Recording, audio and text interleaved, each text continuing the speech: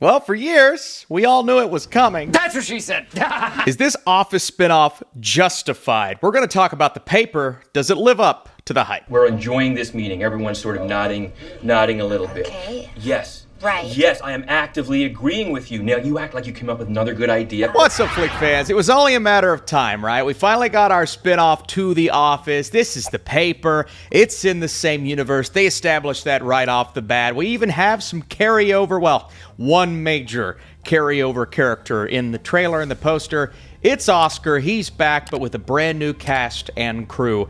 And Greg Daniels returning. I mean, he's brought us Parks and Rec and The Office, which are two of my favorites of all time. And so this is one of those reviews where the guy just loves everything about The Office. So if you're looking for a hater, a pre-established hater, I'm not that, of The Office. We'll see about this show. What do you mean by that? The other fear I had, and I had a lot of fears going into this, my issue is not so much they're doing a sequel. Fine, we knew it was coming. You gotta make your money. You gotta print your money. Now, trying to make Office puns. Well, The Office, as we know, it pushed a lot of comedic boundaries. It was making jokes that would not be okay to make on television today, but that's some of the charm and magic of the OG Office, is they were pushing those boundaries and making jokes that are just ridiculous. Yes, that is Michael Scott's character, but as we say all the time, there will never be another Michael Scott. And is this new series not really being able to do that? I mean, it's able, but it's not going to do that. And so is that going to impact our love of the show, just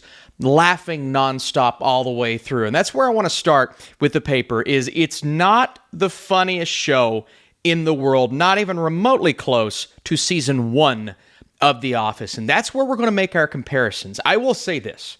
The Office, as much as I love it, one of my favorite shows ever, it did not get off to the strongest start. Those first 6 episodes, it's working through some issues, trying to find out what it wants and needs to be.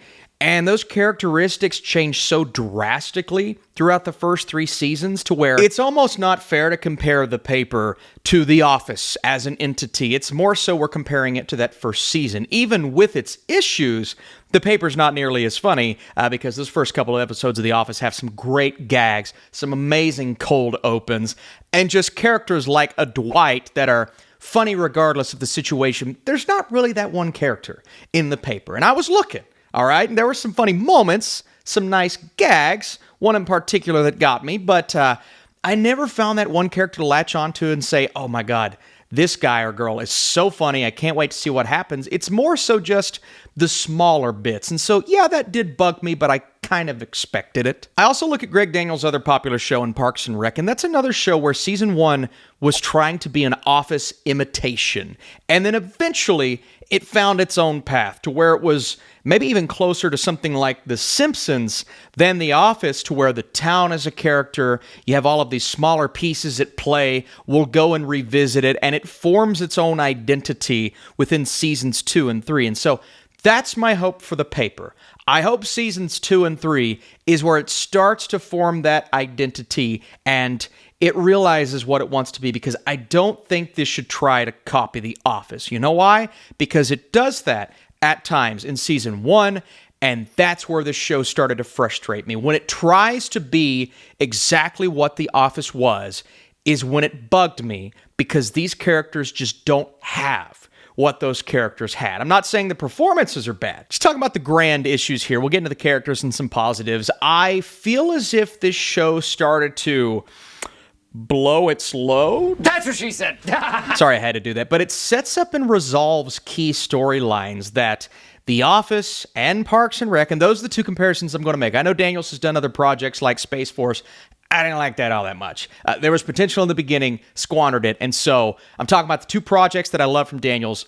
Those stories had storylines that took their time, 2 to 3 seasons. I think of Jim and Pam, and that's something that they set up in season 1, but kind of jingled some keys in front of our faces and said, this could be a thing, but will it be a thing? Season 2, season 3. And then inevitably we capitalize on that storyline that took 3 seasons to build up, and there's a a similar-ish romance, maybe possibly sparking in season 1 of the paper, but I feel like they're moving way too quickly, and maybe they have some other ideas in mind down the road that will make this thought look stupid, but that's something I feel as if they could have taken their time way more so, planted seeds in season 1 to ultimately maybe start to pay off on that in seasons 2 or 3. Felt some of those emotions in season 1, absolutely, but they start to give you payoff way too early. And I believe they do that a couple of times with a couple of different storylines to where I'm left thinking, you don't want to show all your cards in season 1. Give it time, right? Take notes from these other shows that you've done and done well. Allow these things to just breathe. And I don't know if the paper allows them to breathe. Now, there's plenty of downtime. That's not what I'm saying. I'm just saying these integral ideas and these main themes with these characters that could continue on, it bugged me. And so that's probably my biggest issue with the paper season 1. I like Ned and Mare's relationship, but Ned and Mare don't stand out as individuals as much as I would have liked them to. And Austin, you're just comparing this to The Office, man. Let the show be the yeah, that's what I want from the show. But ultimately, I'm going to make those Office comparisons because, I don't know if you know this is a sequel to The Office. Speaking of which, that glue is Oscar. Having Oscar back as a part of this crew, he's not very happy that the documentary crew is back following him around. That's one of the ongoing jokes of the first season, and I thought that was genuinely hilarious. I'm a little like, okay, did he need to come back? Oh, look, he was in the old show and now he's in the new show. That was part of my brain, but then the other part is I really do like Oscar and his role and that connecting factor. It's not the only thing we see that connects, but ultimately it's the biggest part of the show that always makes you think of The Office, which again, I don't know if that's a good thing. But let's talk about the story as a whole. So we have moved locations. We are in Toledo now, and the Toledo Truth Teller is the name of this newspaper. And Ned comes in. He's kind of a new boss, a new guy trying to get to know everyone, as opposed to Michael Scott, who had been there for a while. And I'd say he reminds me a little more of Leslie Knope than Michael Scott. He has a very positive outlook. He knows this can be great. He understands he's surrounded by a lot of people who have never done this before. And so that's fascinating. We get a lot of flashbacks to how big and prominent the paper used to be, take up the whole building as opposed to one floor. But now we've got Ned trying to lead the troops and make a name for himself, make everything better. And in that way, he does remind me of Michael Scott. It's just much more of a Leslie Knope mentality. But again, to make that comparison, I'm like, where's the Ron Swanson to the Leslie Knope? And I wish my brain would stop doing that. But I'm like, man, we need somebody to push up against. That is a little better than what we get. Tim Key, in one of my favorite movies this year, The Ballad of Wallace Island, as Ken, who is actually really funny. And I liked him on screen. A really nice antagonist sort of character like we used to see. There's another character, Esmeralda.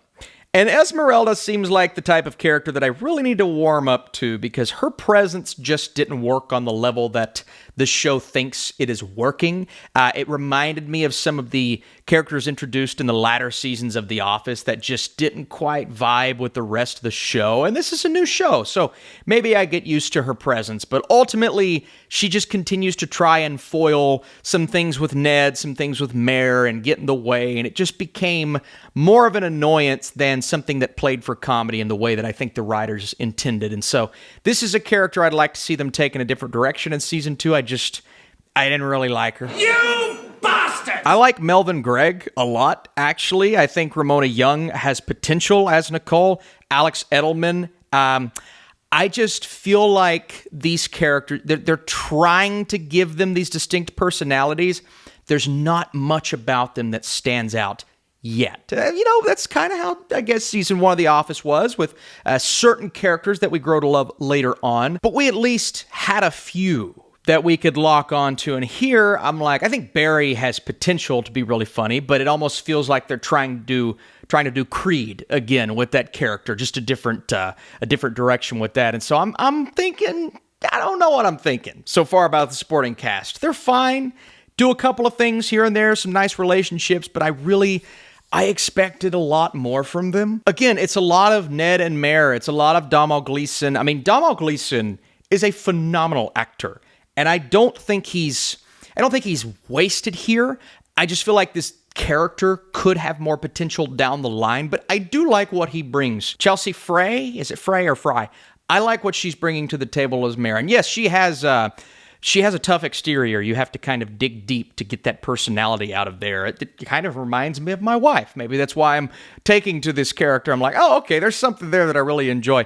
Comes from the military. I mean, there's a lot of differences there compared to what we've seen in these types of shows before. So I do think there's potential specifically with that relationship. And there are some funny moments, like the clip released with Gleeson and the rest of the Office. I like what that is doing. And so there are bits and pieces all throughout these 10 episodes where I'm thinking, okay, a lot of potential there. I do think the show is very well paced, and the format in which you're watching it, 10 episodes, very bingeable in that way, even though I do wish they would have done it weekly. And I do feel as if there are some things about the filmmaking, like the documentary style, that work even better. It's almost like they've mastered that since The Office. And so there's no training wheels like there were in season 1 to where you're trying to get used to that format. They know exactly what they're doing in that way. So in general, I think the filmmaking is good. The actual pacing of the 10 episodes, it does slow down. I was never bored. Do I believe it'll ever reach the heights of The Office? No. No, I don't. And I'm very firmly, if this gets as good as The Office come seasons 3 or 4, I will be shocked. And I will come back and eat my words. But right now, I would bet a lot of money that it isn't that good. It doesn't need to be that good. Not a lot of shows are that good. Just give me something rock solid that I can watch and have fun with. This could absolutely do that. I'm just skeptical if they will ultimately make the adjustments necessary. Parks and Rec did it. The Office did it. The Paper, it's got an uphill climb. We'll say that. So let me know, are you like aggressively against this show and you're never going to watch it? Will you give it a chance? Do you think it'll live up to The Office? Are you not a fan of The Office? I mean, I know a lot of people that don't love The Office. I do. I am the biggest fan. Oh, good for you. If you like these reviews, I'll be back with plenty more. Just watched The Long Walk last night. So drop a like on this vid, share it with your friends, leave a comment, all the YouTube things that YouTubers always say. I'm going to say it too, because it really does help. While The Paper fails to match the highs of its predecessor's first season in its opening episodes, it lays a somewhat interesting foundation. As season 1 progresses, it makes significant mistakes that never arose in Daniel's prior work. It sets up and resolves key storylines far too quickly rather than allowing multiple seasons to develop these connections. Some comedic moments land effectively, but the more serious approach limits opportunities for humor. I grew to like the main characters as the season progressed, and I'm inclined to give season 2 a chance to improve, but the show must address significant flaws to even scratch the surface of The Office. The American version. I do like the British version as well. It's just, I saw it, enjoyed it, but then I watched the American version, and then I proceeded to watch it 11 more times over the last many years. So I've seen it 12 times total, and probably more than that, because I'll watch random episodes here and there. Do I have a problem? Yes. And so, of course, nothing's going to live up to that. But to scratch the surface, The Paper needs to do a little bit better, okay? We'll see what happens. It's not a terrible show. I've seen far worse. Those Netflix coming-of-age stories, those suck. All right, see you soon.